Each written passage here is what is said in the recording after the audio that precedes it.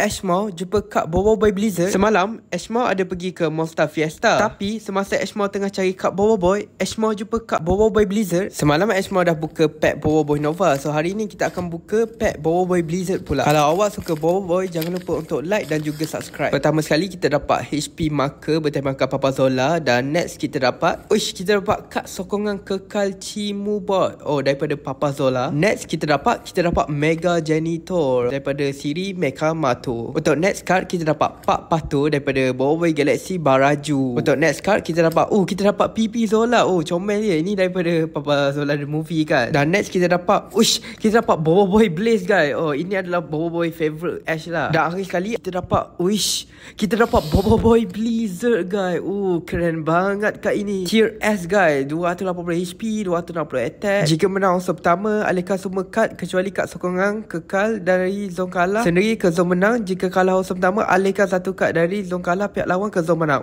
Panjang dan juga padu efek dia guys. Komen pack mana yang korang nak tengok Ashmore unboxing.